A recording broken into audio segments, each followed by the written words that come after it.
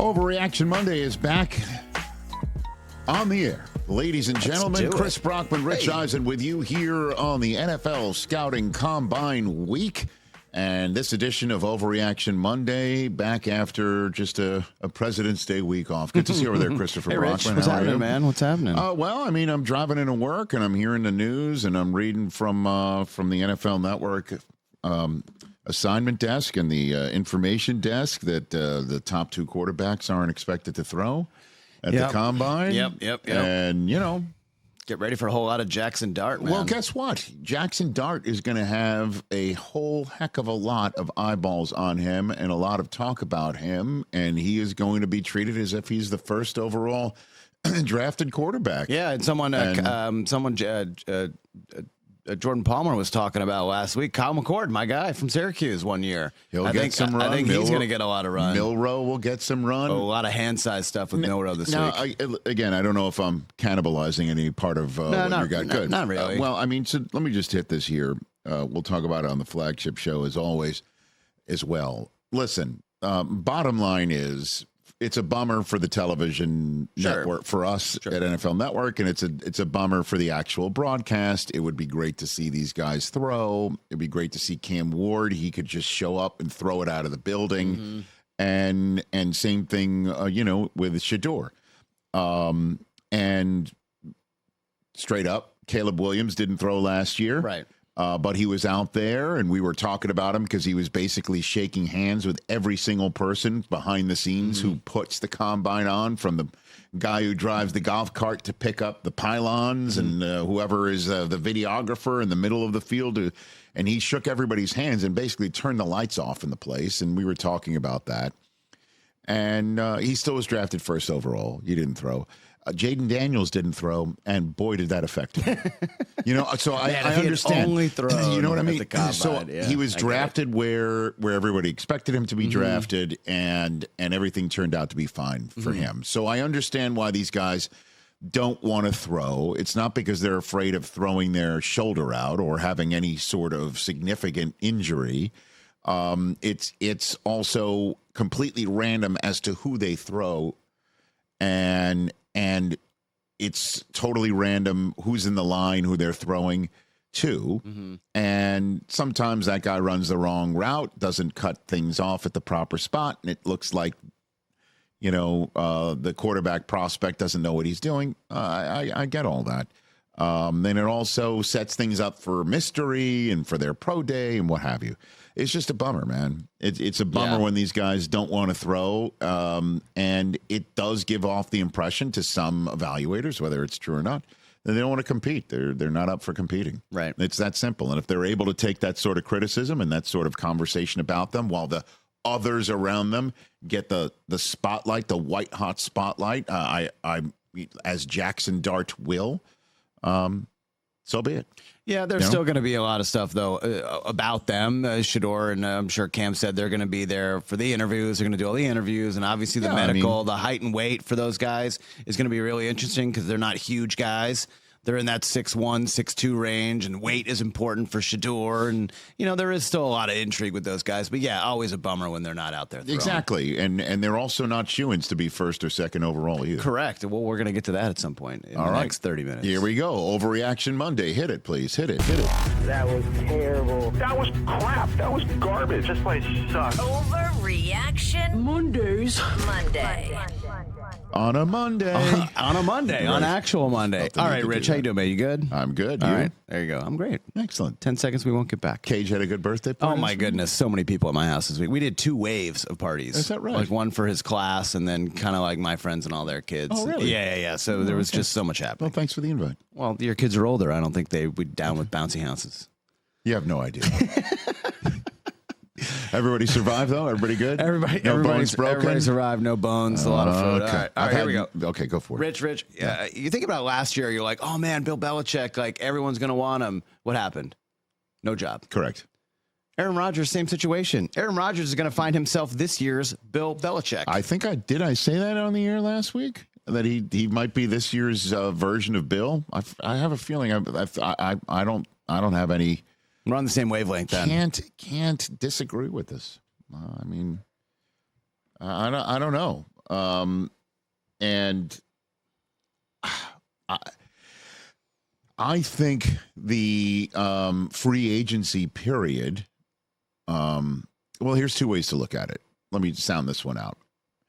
First of all, last year we thought the same thing about Russell Wilson, and he wound up getting a job, and not only a job, but the pole position in Pittsburgh. That's true. To the point where Kenny Pickett's like, get me out of here. Russell Wilson wasn't 40. I'm just saying we have the same opinion of Russell Wilson as what you're throwing out there, and he wound up not only finding a gig right at the new league year time where people need to find gigs, because otherwise you're waiting to see if somebody's not drafting somebody or if somebody gets hurt like that.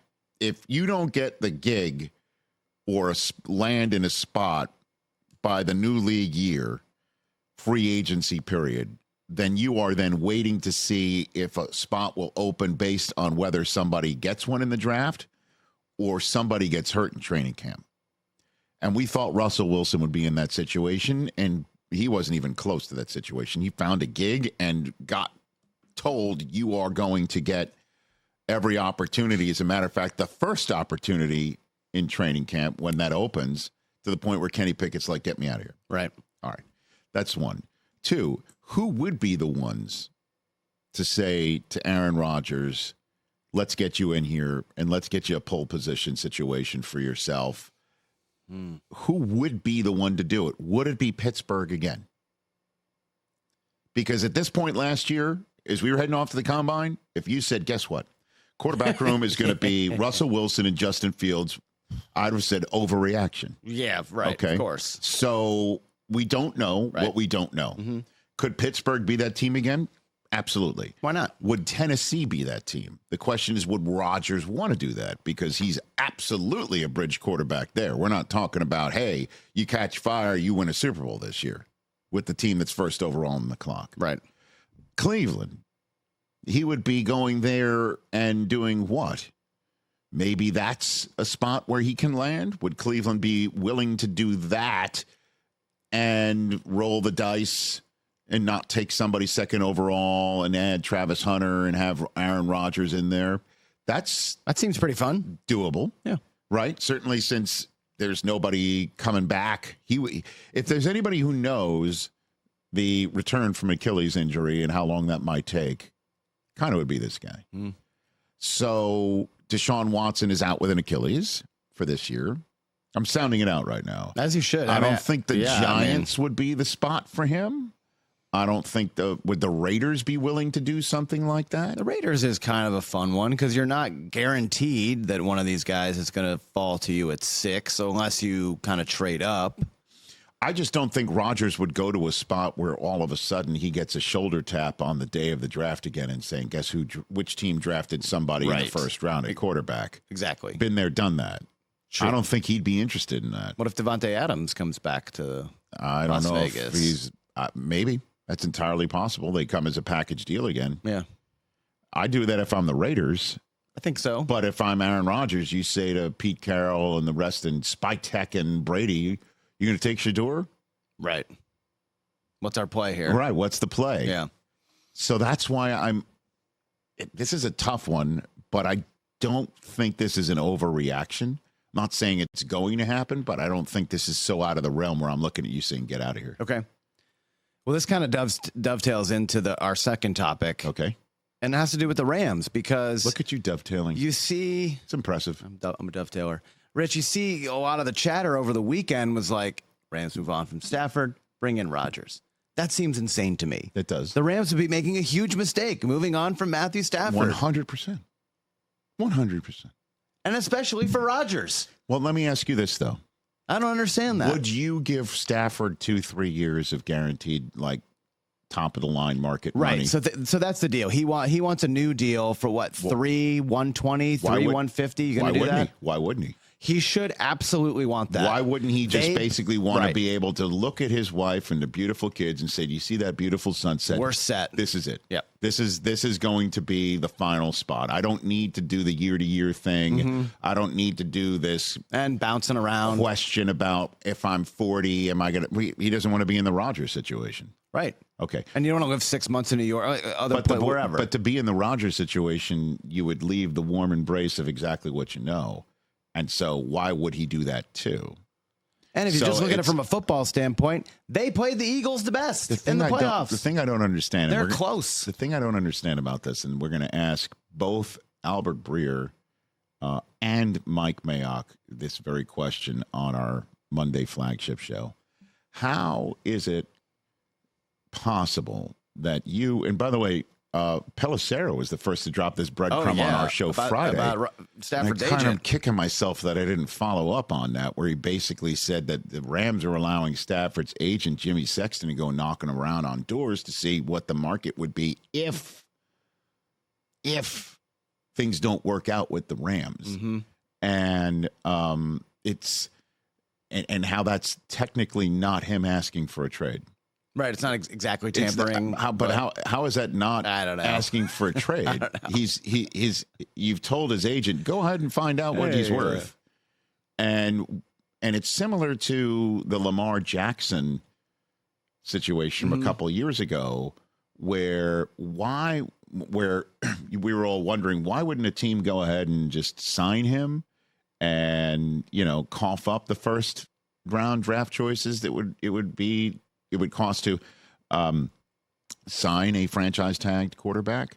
Why would you go ahead? Why wouldn't you do that? Well, part of the reason why you don't do that is because you're setting the market for the team that you know that's just going to sign him. You're giving them the answers to the test.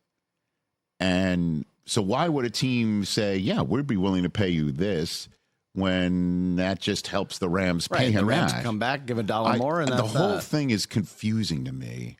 And it's a smart move by Sean McVay and Les at the Rams. We also don't know what's going on between anybody in that building, because they have kept it very quiet. All I know is when I was around the guy in that that's week 16 game, against Arizona. Right? Yeah, it's hunky dory, man.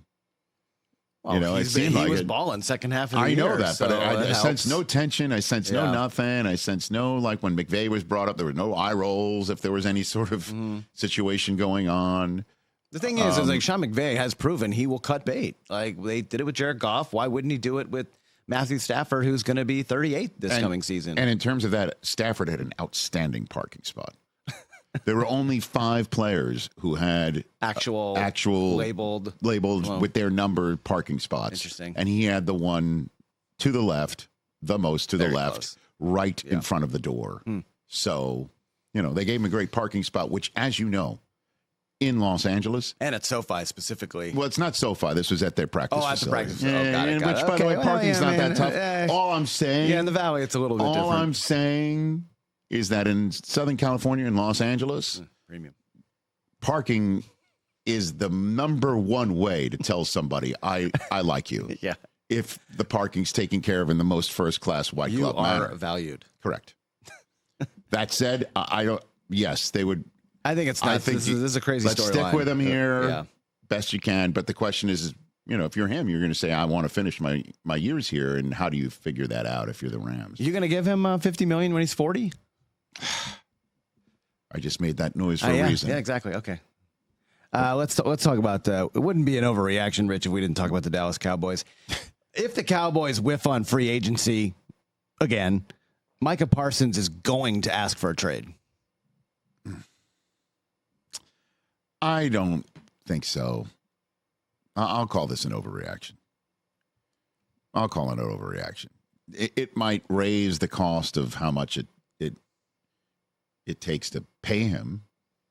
It might create some sort of a situation. Certainly if he pops on his podcast and he's like, what are we doing here? Oh, that's definitely going to happen. But we also don't know if the Cowboys are going to. I can't wait to go to the Combine. I'm going to go. I am dying for the rumors and what you're hearing in the late night. I'm just going to tell you this. I'm going to go up to the same people who told me last year. Who were right. All in is not what you think it is. All in does not mean. Okay, all in does not mean he's going to go all in on the free agency front, Right. Jerry Jones, and supplement his team with players in the free agent front to go all in this year to win and, cap themselves out for the future years to just do it now. I'll go up to those same people and say, what's the plan this year? What are you hearing? Jerry's been kind of quiet the last couple weeks, right? Didn't see him pop up at the Senior Bowl, which is where the all-in comment started. Right. East-West Shrine. We haven't heard much from Mr. Jones. Maybe this week will be different. I was shocked how I didn't see him at the SAG Awards yesterday to accept his guest acting honor from Landman. Or is that maybe next year's SAG Awards? Might be. I don't think so. I think Micah stays a Cowboy. I think they're going to just. I think he'll just do it late. Week one. The usual drill. Okay. If I had to guess, and that the Cowboys will not be completely silent on the free agency front this year. You think they're going to? Because right now the cap is up, man. Well, I mean, look, Smitch made the graphic. They're at -1. Well, because Zach Martin retired. Yeah, I know. I know. We'll show that on the old flagship, I guess, today. Yeah, they're at -1 on their total. They're -1, so they're already. Yeah, I just think they will. I don't think they'll go splash. I don't think they're going to go and take Trey Smith from the Chiefs. But that's what they should be doing. You're the Dallas Cowboys. I don't know. Micah doesn't seem like the type of guy who's just going to sit around and wait for his money. I get it. He's going to get it. Yeah. So from somebody. Maybe not Dallas. It'll be the Dallas Cowboys. Maybe not Dallas. What else? Rich, this was I believe they were your sleeper team heading into last year. I think Cardinals? I think it's going to start to get a little bit loud around the quarterback. Kyler Murray heads into this offseason as the front runner with the quarterback with the most to prove in 2025. I like it. Let me just sound it out here. You don't think Dak's got anything to prove coming back? Dak's coming off of an injury. He's got a built-in excuse. We don't think... But Kyler Murray played last year, played pretty well at times. In the last third of the season, wasn't that great. And they're a team that, played above their heads a little bit last year. We like the coach. We like a lot of their weapons. Obviously, Marvin Harrison, James Conner's still good. We don't think Trevor Lawrence is in that category? I think he's there as well. Okay. I think he's right there. Also, though, coming off of an injury. He's got, he was banged up. Dude, didn't finish the season. Trevor Lawrence is now on his third head coach. The first one, I understand why they got bounced. The second one is definitely because he didn't develop. Or wasn't developed. Okay. We'll see how Duval. That's growing on me, by the way. But Trevor's there, but definitely coming off of season-ending injury. Hold on, I'm still working through it here. It's okay. Take your time. Is C.J. Stroud in this category? Oh, tier 3. He's the most approved. Hey, second year was a drop off, and a first year guy who was drafted second overall. Second year drop off. They won a playoff game again. It was a drop off regular season without the weapens that he had the year C.J. before. Stroud, I'll discard him from this conversation. Tua in this conversation? Oh, for sure. Year 2 of his big deal. More than Kyler Murray, though. AFC's tougher. We're not expecting as much out of Miami. Tua got pizzade. He sure did. But so did Kyler. I know that. We're right there. Those two, they're okay. I'm buying Tua. Tua more than Kyler. Have I disproven your own? Have I gotten you to disprove your own overreaction Monday topic bar?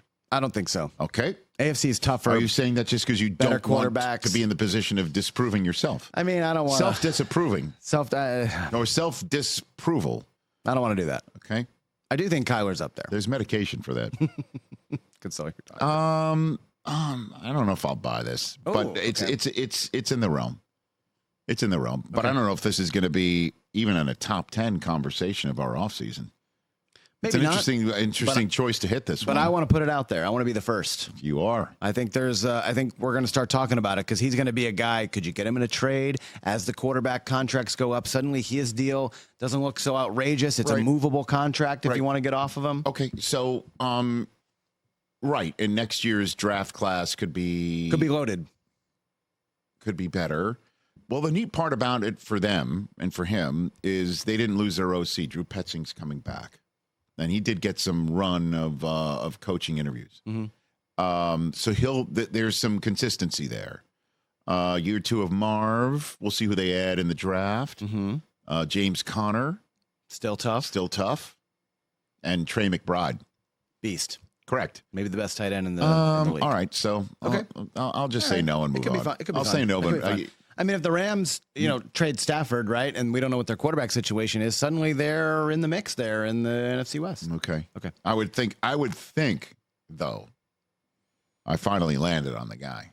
I can't believe you think this guy has the most to prove next year, and it won't be Brock Purdy after he hits something with maybe a 6.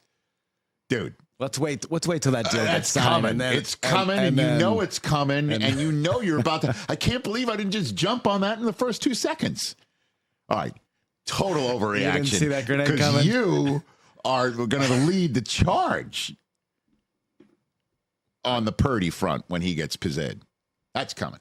Yeah, right. Not an overreaction. Moving on. Not an overreaction that I will be the first. Moving on. All right, a couple more before we wrap this up, and then head into the combine this weekend, Rich. Yes. Thinking about running backs. Running backs had a great year last year, right? Especially free agent running backs. No doubt. The 3 biggest free agent running backs were the 3 best running backs in the league. Saquon, Henry, and Jacobs. Correct. Who's a running back right now that wants to get paid? James Cook. James Cook, Rich. He said 15 a year. The Bills are risking going full Giants, which you don't want to do ever, by being cheap with James Cook. So that means James Cook goes to the Dolphins? I think James, if they don't pay James Cook, they are risking something. By the way, because if you're saying it's going full Giants, you put James Cook in that offense there, right? Because they already told Raheem Mostert we're done. Right. Achane is there. But Achane gets popped every now and then. Gets banged up. You know who was a beast last year? James Cook. Pay the man. I agree. $15 million. What are we doing? I don't know. I don't understand it. I don't get it. But again, the whole point is, Hoskins may know this because he's held captive right now. By the mafia? Yeah, no, by us. Oh. What round was he taken in? He was taken in this second rounder, right? Yeah, that's the point here. That's the point. Is you can get a guy like James Cook on a Friday night in Green Bay. And if you're Brandon Beane, it's a deep running back class. Yeah, as we know, second rounder, 2022. That's the point. Because I always try to give the counterbalance, even though I am a table pounder. Well, you have led the charge, and I have been the one pushing back on the running backs. Guys are the difference makers. The difference makers. They are the ones who can close a game out in January or February. These are the guys that can close a playoff run out in December.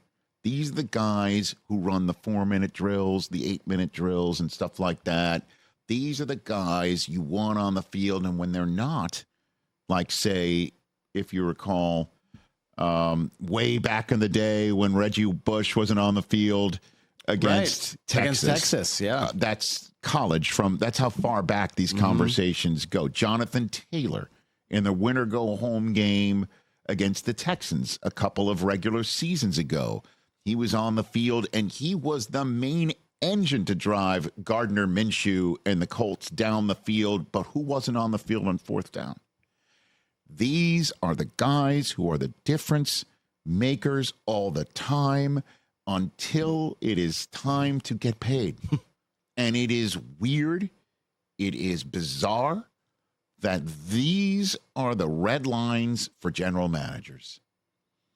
No, the extra $3 million for you, the extra $5 million for you, we would rather make sure we get someone extra for our special teams. Yeah, like a backup guard. Right. Or something. Yeah. We need more depth on the offensive line. We need to make sure that somebody can be a swing man on defense and special teams.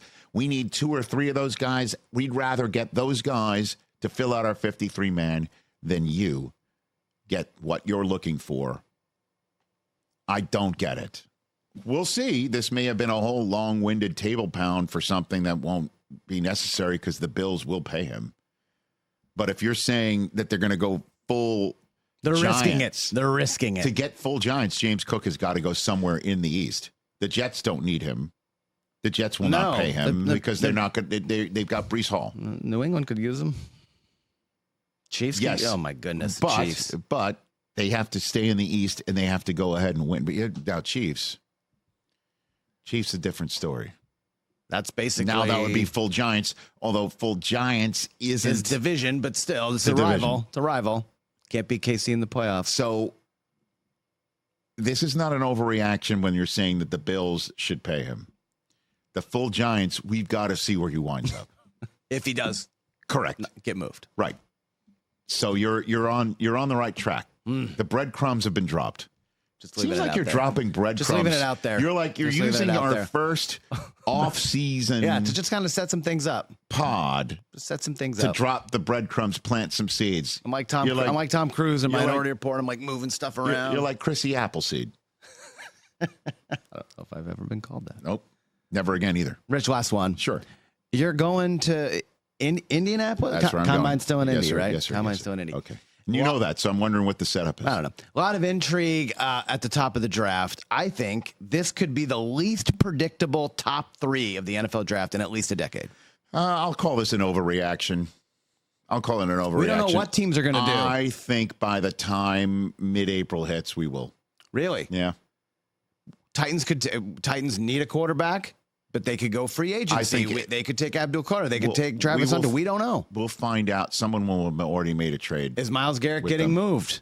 I think if that'll he already does, be then done. the Browns are taking Abdul. But if not, do they take a quarterback? What are the Giants going to do? You think by mid-April, we still won't have anybody trading up for the first overall pick, and we're wondering what the Titans are going to do? I think right now we don't have any of those answers. I don't think post-combine we'll have any of those answers. It's going to at least be before the new league year. All I know is that the year Saquon got drafted, and we left the combine saying that's the clear first overall pick in the draft, and Baker Mayfield wound up being that. Which we did not know even while we were in Dallas. That was like a day before where that correct kind of and it was a surprise. Yeah, yes, that was a surprise. Those are rare. That's why I'm sitting here saying overreaction, that by the time mid-April hits, this'll all be. Trust me, I would love to go on the air. So by mid-April, we'll know who the top 3 is. Green Bay. Is that what you're saying? We'll know the top 3. We will know. I will say this: we will know who's drafting first overall, and if it's the Titans, they're not going to go quarterback. I think we'll know that. Okay, and I think we'll know what the Browns are thinking based on Myles Garrett already being elsewhere. I mean, if Myles Garrett gets traded, it's for sure Abdul Carter because they have to replace that position. These are correct. And then we'll have to figure out who the Giants are taking. That might be the question mark. Which quarterback are the Giants interested in? And then what happens at 4 for you? What do you do there? Certainly if you're the Raiders, by the way, how wild would it be? Tom Brady trading with the Patriots? Yes, sir. Tom Brady's first draft as the owner. Pardon me. I know Mark Davis is the main owner. Minority. Tom owns between 5 and 10%. Got it. But his involvement, that the first thing is he and Pete Carroll trade with the Patriots. That would be absolutely wild. Trust me, I would have a meal with that on draft night. Yeah, of course. So it's going to be fun. I'll just call this an overreaction. Okay. So that's it. Beautiful. Fun stuff. Overreaction Monday in the books. If you were listening to this prior to Monday's program, the flagship show, Mike Mayock, Albert Breer on that show, and Gary Bettman, the NHL commissioner. Hockey's having a moment. We'll talk Four Nations. And then the owner of the Los Angeles Lakers, Jeannie Buss, will be on the show Tuesday. And then I will be in the Combine embrace for the rest of the week. Susie will be in the chair with the rest of you guys, but I'll be zooming in every now and then. Nice. And then Overreaction Monday back in your ear gate, if that's the way you take this show in, through the Cumulus Podcast Network and the Rich Eisen Podcast Network, or our YouTube channel, youtube.com/Rich Eisen Show. We went over 900,000 subscribers over the weekend. You, everyone. We'll be back on Monday with a fresh new one of these to react or overreact to the actual scouting combine, which will be in the books. For Chris, I'm Rich. Adios, everybody. Catch the Rich Eisen Show every single day on the Roku Channel, 12 to 3 Eastern, for free.